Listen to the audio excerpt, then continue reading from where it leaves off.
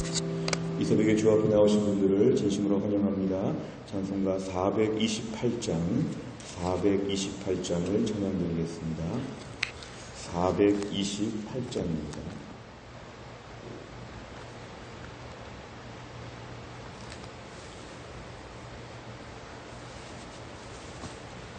428장입니다.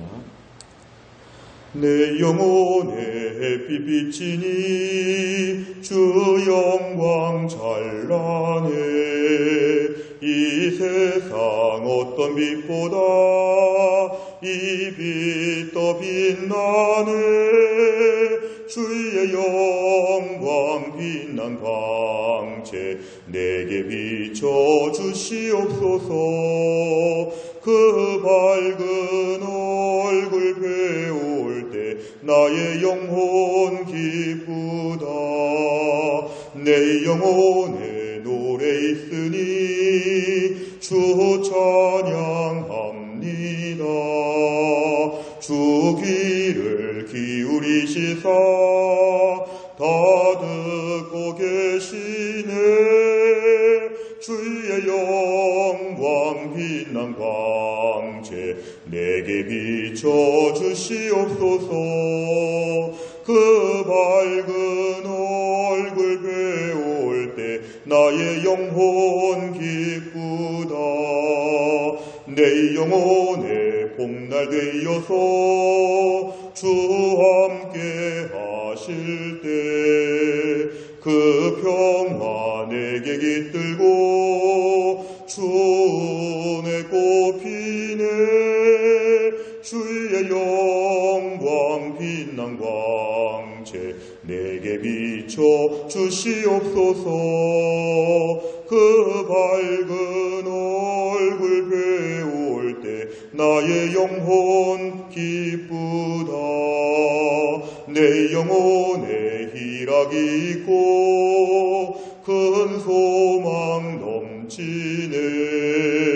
주 예수 복을 주시고 또 내려주시네. 주의 영광 빛난 광채 내게 비춰 주시옵소서. 그 밝은 얼굴 배울 때 나의 영혼 기쁘다. 아멘. 하나님 말씀은 민수기 23장입니다. 민수기 23장 1절부터 12절까지입니다. 구약성경 민수기 23장 1절, 페이지로는 235페이지에 있습니다. 구약성경 민수기 23장 1절부터 12절까지의 말씀, 민수기 23장 1절부터 12절의 말씀을 저 한 절씩 교독하시겠습니다. 발람이 발락에게 이르되 나를 위하여 여기 제단 7을 쌓고 거기 수송아지 7마리와 순양 7마리를 준비하소서 하매 발락이 발람의 말대로 준비한 후에 발락과 발람이 제단에 수송아지와 순양을 드리니라. 발람이 발락에게 이르되 당신의 번제물 곁에 서소서. 나는 저리로 가리이다. 여호와께서 혹시 오셔서 나를 만나시리니 그가 내게 지시하시는 것은 다 당신에게 알리리이다 하고 언덕길로 가니 하나님이 발람에게 임하시는지라. 발람이 아뢰되 내가 7 제단을 쌓고 각 제단에 수송아지와 순양을 드렸나이다. 여호와께서 발람의 입에 말씀을 주시며 이르시되 발락에게 돌아가서 이렇게 말할지니라. 그가 발락에게로 돌아간즉 발락과 모압의 모든 고관이 번제물 곁에 함께 섰더라. 발람이 예언을 전하여 말하되 발락이 나를 아람에서 모압 왕이 동쪽 산에서 데려다가 이르기를 와서 나를 위하여 야곱을 저주하라. 와서 이스라엘을 꾸짖으라 하도다. 하나님이 저주하지 않으신 자를 내가 어찌 저주하며 여호와께서 꾸짖지 않으신 자를 내가 어찌 꾸짖으랴. 내가 바위 위에서 그들을 보며 작은 산에서 그들을 바라보니 이 백성은 홀로 살 것이라.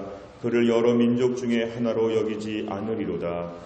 야곱의 티끌을 누가 능히 세며 이스라엘의 4분의 1을 누가 능히 세고 나는 의인의 죽음을 죽기 원하며 좌의 종말이 그와 같기를 바라노라 하매 발락이 발람에게 이르되 그대가 어찌 내게 이같이 행하느냐 나의 원수를 저주하라고 그대를 데려왔거늘 그대가 오히려 축복하였도다. 발람이 대답하여 이르되 여호와께서 내 입에 주신 말씀을 내가 어찌 말하지 아니할 수 있으리이까. 아멘. 오늘 본문의 말씀은 드디어 우상 선지자 점술가 발람이 이제 모압 왕에게 와서 본격적으로 모압 땅에서 일이 지금 벌어지고 있습니다. 이 발람 선지자는 오늘 1절에 보니까 제단들을 쌓을 것을 요청하게 되었고 이 제단이 다 갖춰지게 된 다음에 3절 이하에 하나님께서 어떻게 지시하시는지를 자기가 듣겠다고 하면서 잠시 거리를 두고 언덕길로 올라갔다고 했습니다. 오늘 4절에 보면 이제 하나님께서 그 발람에게 임하셔서 하나님 말씀하실 때 그 말씀을 그대로 전하라고 5절에서 하나님 말씀하셨습니다. 오늘 7절 이하에 보면은 이제 발람이 하나님 말씀을 이제 모압 왕과 고관들 앞에서 전하게 됩니다. 그러면서 하는 말씀은 오늘 8절이 참 중요합니다. 하나님이 저주하지 않으신 자를 내가 어찌 저주하겠느냐. 이스라엘 백성들을 저주해달라고 부탁을 해왔지만 이스라엘 백성을 저주할 수 없다는 것입니다. 하나님이 저주하지 않으셨는데 내가 어떻게 저주할 수 있겠느냐. 여호와께서 꾸짖지 않으신 자들을 내가 감히 누구가운데 꾸짖을 수가 있겠느냐. 이러면서 오늘 본문에서 하나님 말씀을 전하게 됩니다. 9절에 보니까 바위 위에서 그들을 보며 작은 산에서 그들을 바라보게 되니까 이 백성은 홀로 살 것이라는 것은 하나님의 선택하신 백성, 특별한 백성, 혼자서도 살 수 있는 민족, 하나님의 세상의 그 다른 민족보다 특별하게 구별하셨기 때문에 여러 민족 중 하찮은 사람들처럼 보지 말라는 것입니다. 여러 백성들처럼 그냥 아무렇게나 살 것처럼 보지 말라는 것입니다. 10절에 보니까 야곱의 티끌을 누가 셀 수 있겠느냐는 것은 야곱의 숫자가 엄청나게 많기 때문에 함부로 건드릴 수가 없다는 것입니다. 이스라엘 4분의 1도 셀 수가 없다는 것입니다.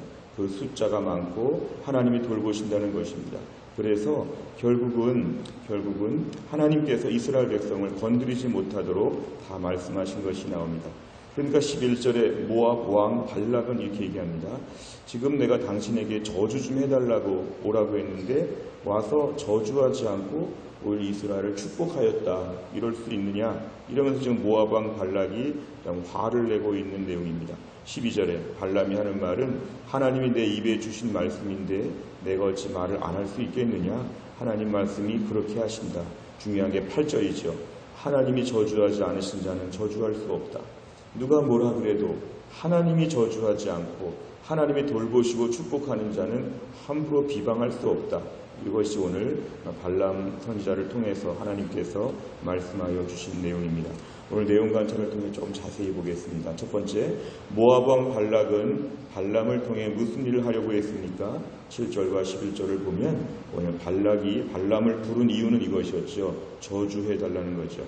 이스라엘 백성들이 지금 가까이 왔으니까 저주해달라 부탁을 했습니다. 7절에도 나오고 있고 11절에 나의 원수를 저주해달라. 이스라엘 백성을 좀 저주해서 무력으로 이기지 않고 주술적인 방법으로 이스라엘을 이기려고 했던 이 모압 왕의 마음이 드러나 있습니다. 두 번째를 보면 발락의 기대와 달리 발람은 어떤 내용을 전했습니까? 8절부터 12절을 보면은 하나님이 저주하시지 않은 자, 하나님이 꾸짖지 않으신 자 내가 어떻게 할 수가 없다.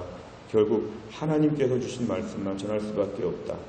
한마디로 말하면 이스라엘 백성들은 하나님이 선택하시고 하나님이 돌보시기 때문에 누가 아무리 저주해도 그 저주가 소용이 없다. 누가 아무리 비방해도 소용이 없다. 하나님 돌보시기 때문에 다 아무 소용이 없다는 것이죠. 마치 무슨 방탄조끼를 입은 것처럼 아무리 총을 쏴도 그 방탄조끼를 뚫을 수 없는 것처럼 하나님께서 이스라엘 백성들을 돌보시고 아끼셨다는 것이 오늘 본문에 나오고 있습니다. 세 번째 연구와 묵상을 보면 발락의 기대를 저버리고 발람이 이스라엘을 축복한 이유는 무엇입니까? 결국 발람은 이스라엘을 저주할 수도 있고 축복할 수도 있는 그런 자기 마음이 있었을 수 있고 혹시라도 모압 왕이 제시한 여러 가지 호혜적인 조건과 물질적인 욕심을 생각하면은 다 말할 수도 있었겠지만 하나님께서 그렇게 못하게 하셨다는 것입니다. 하나님의 백성들에 대해서 하나님이 철저하게 돌보신다. 누가 이스라엘 백성들에게 함부로 말해도 때로는 하나님이 징계하실 수는 있지만 남들이 이스라엘을 괴롭히고 욕하고 다니는 것은 하나님이 못 보신다는 것입니다. 이 말씀을 통해 우리가 오늘의 삶에 적용점을 찾는다고 하면 하나님의 백성들은 하나님이 돌보신다는 것입니다. 누가 비방하고 욕하고 함부로 나쁜 말을 했다고 해서 마음 쓸 일이 없는 것은 그것은 절대로 이루어지지 않습니다. 왜냐하면 하나님의 백성들에 대해서는 욕할 수 없고 함부로 판단할 수 없기 때문에 하나님이 직접 다루시지 사람들의 이런저런 말 때문에 잘못되지 않는다는 것입니다. 이 땅을 사는 성도들이 늘 중요한 것은 하나님이 어떻게 보시는가가 참 중요한데 사람들의 말에 너무 귀를 기울일 때가 많습니다. 연예인들이 밤새 인터넷 댓글 보다가 자살하는 것처럼 사람들에게 뭐라고 말할까 자꾸 살펴보고 다닐수록 부정적인 말이 없을 수 없는데 결국은 사람들의 말 때문에 낙심하고 절망하고 침체가 되죠. 근데 오늘 본문에 의하면 하나님의 백성들은 하나님이 돌보신다. 저주할 수가 없다. 하나님이 저주하지 않으셨는데 하나님이 욕하지 않으셨는데 사람들이 함부로 말할 수 없다는 것입니다. 그래서 오늘은 이 저주의 대상으로서 하나님의 백성들은 해방이 되었다는 것이죠. 우리가 오늘도 한 주간 동안 아니면 앞으로 누가 우리에게 무슨 나쁜 말을 한다고 할 때에 그 말이 우리에게 직접 이루어지지 않을 것은 하나님이 막으신다는 걸 기억하셔야 됩니다. 오늘의 본문의 말씀을 통해 하나님의 보호하심이 얼마나 철저한지 누가 우리에게 무슨 말을 하든지 간에 그 말에 신경 쓰지 말 것은 하나님 말씀을 들어야 되죠. 내가 너를 돌보고 내가 너를 지키고 책임진다. 네 번째를 보시면 점술가까지 사용하셔서 이스라엘에게 복 주시는 하나님을 보며 무엇을 느낍니까? 사실 이 발람은 하나님의 선지자가 아니었는데 하나님이 천지만물의 주인으로서 이 사람까지도 하나님이 동원하시는 거죠. 하나님이 돌이나 막대기, 바위, 하나님이 나무 다 사용하실 수 있죠. 근데 하나님께서 오늘 이 사람까지도 사용하면서 이스라엘 백성들을 하나님이 돌보신다는 것을 하나님 오늘도 말씀하여 주셨습니다. 우리가 오늘 네 번째 문제를 보면서 우리 자신을 적용하고 우리 자신을 살펴본다면 최근에 누군가의 말에 마음이 상했다면 오늘 아침에 자유하셔야 됩니다. 누가 나에게 지금도 위협적인 존재가 된다고 하면 그 사람의 존재에 대해서 자유해야 됩니다. 결정적으로 나를 해롭힐 사람이 없고 하나님이 돌보신다는 것을 믿어야 됩니다. 가족 중에, 직장 동료 중에, 주변의 인간관계에서 오늘도 누가 나에게 자꾸 욕하고 자꾸 괴롭히고 저주하고 못살게 군다고 할지라도 그것이 나에게 아무 효력이 없을 것이다. 하나님의 백성들은 하나님이 돌보신다. 여기에 대해서 우리가 분명한 확신을 가져야 됩니다. 그러면서 5번 문제, 내가 누군가를 미워해 부정적인 말이나 저주를 생각했던 적이 있다면 언제입니까? 하나님께서 주시는 성령의 생각과 거룩한 말로 오늘 내가 축복의 말을 전할 사람은 누구입니까? 우리가 오늘 말씀은 하나님의 백성들에 대해서 누가 저주하거나 욕할 수 없다면 이제 우리 자신이 좀 자존감을 가져야 됩니다. 누가 말했다고 같이 욕하지 않고 같이 저주하지 않아야 됩니다. 흔히 우리가 남들의 공격을 받으면 우리도 공격하게 됩니다.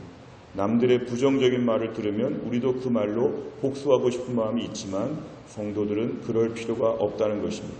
하나님이 들으시고 하나님께서 그 말을 못 이루어지게 할 것이기 때문에 남들의 앞에 복수하는 말 같은 걸 하지 말고 오늘도 우리는 축복해 줘야 됩니다. 원수들을 위해 기도해주고 축복해주고 나를 괴롭히는 사람들을 위해서 축복하고 우리의 입술이 축복의 말로 바뀔 수 있도록 하나님께서 아브라함을 부르실 때 축복의 통로, 축복의 근원으로 삼아주신 것처럼 오늘도 우리가 이 땅을 살면서 축복하고 다니면 하나님의 복을 위해 기도해주고 다니면 하나님이 기뻐하신다는 것입니다. 문제는 같이 아웅다웅하고 같이 욕하고 나면 성도가 진 것입니다. 말로서 누구를 아주 통쾌하게 이겼다고 해도 성도는 진 것입니다. 왜냐하면 그럴 필요가 없기 때문에 그렇죠. 성도들은 오늘도 축복하고 축복하면 하나님이 그 축복대로 나에게 축복하여 주실 것이고 누가 나를 괴롭히는 말들은 하나님께서 다 차단하실 것이기 때문에 오늘 우리가 혹시라도 누군가를 향해 부정적인 말을 하지 말고 저주 같은 말을 하지 말고 모든 사람을 위해 축복하는 것, 이것이 성도의 합당한 태도입니다. 오늘도 이 땅을 살면서 우리는 하나님의 백성입니다. 하나님 백성은 하나님이 책임져 주십니다. 하나님 백성은 하나님이 철저하게 지켜주십니다. 우리가 우리 자녀를 돌볼 때 얼마나 철저하게 사랑하고 아끼는지 하나님 우리를 자녀와 같이 돌보신다고 성경은 말씀하고 있습니다. 오늘 말씀을 통해서 우리 자신을 지켜주실 하나님을 신뢰하고 남들의 부정적인 말에 대해서 자유하고 우리 남들에게 축복해 줄 수 있는 축복의 하루, 은혜의 하루가 될 수 있기를 간절히 바랍니다. 기도하겠습니다. 하나님 아버지 감사합니다. 이 새벽에 하나님이 저희를 깨우시고 주 앞에 나와 기도하게 하신 하나님 아버지, 이스라엘 백성들을 아무리 저주하려고 해도 하나님 그 저주하는 것을 막으시고 막으시는 것들을 보며 오늘날도 우리를 이렇게 돌봐주실 것을 믿습니다. 다른 사람의 험담이나 비방이나 공격이나 때론 거짓말이나 온갖 종류의 괴롭히는 말들에 대해서 아무리 많은 말을 해도 그것이 하나도 이루어지지 않도록 하나님 막으시고 우리를 돌봐주실 것을 믿게 하여 주옵소서. 최근에 누군가에게 들은 말 때문에 신경 쓰거나 마음에 담아두지 않게 하여 주시고 오늘도 하나님의 돌보심을 믿고 누가 무슨 말을 해도 그 말에 신경 쓰지 아니하고 하나님의 돌보심만을 신뢰하게 하여 주옵소서. 또한 우리도 피해의식과 상처와 아픔 때문에 같이 거칠게 말하고 같이 욕하고 같이 흉보고 같이 공격하려고 하는 마음들이 우리 안에 있음을 고백합니다. 이것 때문에 우리가 올무에 걸리지 않게 하여 주시고 아무 말을 들어도 남들을 위해 축복해주며 격려하며 사랑의 말을 전하며 선한 역할을 감당하게 하셔서 우리 인생 내가 지키지 않고 하나님이 지키신다는 것을 믿고 오늘도 축복의 삶, 축복의 통로가 될 수 있도록 하나님이 함께하여 주옵소서. 또한 날의 모든 일정을 주님께 의탁합니다. 무더위 가운데 힘들고 지치지만 이 가운데서도 믿음을 지키며 살았던 우리의 믿음의 선조들처럼 우리가 오늘도 믿음으로 이 더위를 이기고 믿음으로 오늘도 주를 위해 선한 일에 앞장설 수 있도록 하나님 축복하여 주옵소서. 감사드리며 예수님의 이름으로 기도하옵나이다. 아멘. 우리가 매주 수요일마다는 100대 기도 제목 양육과 훈련을 통한 성도들의 영적인 성숙과 성장을 위해서 꾸준히 기도하고 있습니다. 43번부터 56번까지 이 내용을 가지고 오늘은 기도하겠습니다. 43번부터 56번 수요일의 100대 기도 제목입니다. 43번 다 같이 읽겠습니다. 모든 성도들이 한 번뿐인 인생을 조금도 낭비하지 않고 주를 위해 바치며 하늘 축복으로 살아가게 하옵소서. 아멘. 하나님께서 내 인생의 주인이심을 인정하고 헛된 욕심을 따라 살지 않도록 훈련받게 하옵소서. 아멘. 모든 성도들이 그리스도의 장성한 분량까지 자라도록 양육하는 훈련 과정이 정착되게 하옵소서. 아멘. 훈련 사역을 통해 목자의 심정으로 성도들을 섬길 수 있는 평신도 지도자들을 꾸준히 키워내게 하옵소서. 아멘. 하루를 기도로 시작하고 기도로 마무리하여 매 순간 성령과 동행하는 성령의 사람이 되게 하옵소서. 아멘. 날마다 말씀 앞에 조아려 생명과 능력의 말씀을 공급받게 하시며 세상의 유혹과 시련을 넉넉히 이기는 말씀의 사람이 되게 하옵소서. 아멘. 말씀이 인생의 기준이 되어 말씀이 가라는 곳까지 가고 서라는 곳에서 서는 순종의 사람이 되게 하옵소서. 아멘. 섬김받기보다 주님처럼 섬기는 자로 훈련되어 섬김의 기쁨을 체험하며 주님의 성숙한 제자로 자라나게 하옵소서. 아멘. 가정의 제사장인 가장의 권위를 세워주셔서 가정이 건강하여 교회와 세상을 밝히는 주춧돌이 되게 하옵소서. 아멘. 가정의 어른이신 부모님들의 노후를 축복하사 늙어도 여전히 잎이 청청한 나무와 같이 아름다운 모습으로 살아가게 하옵소서. 아멘. 부모가 자녀들 앞에서 신앙과 삶의 모범이 되어 하나님 중심의 믿음의 명문 가문으로 이끌어가게 하소서. 아멘. 자녀들을 세상의 가치관이 아닌 성경의 가치관으로 무장시키는 영적인 부모가 되게 하옵소서. 아멘. 가족 구원을 위해 눈물로 기도하는 성도의 간구를 들으시고 속히 구원의 문을 열어 주옵소서. 아멘. 온 성도들이 부름받은 삶의 현장에서 빛과 소금이 되어 주변을 변화시키는 소명자로 살아가게 하옵소서. 아멘. 주기도문합니다.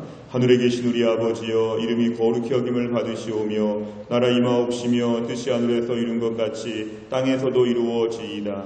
오늘날 우리에게 일용할 양식을 주옵시고 우리가 우리에게 죄 지은 자를 사하여 준 것 같이 우리 죄를 사하여 주옵시고 우리를 시험에 들게 하지 마옵시고 다만 악에서 구하옵소서. 대개 나라와 권세와 영광이 아버지께 영원히 있사옵나이다. 아멘.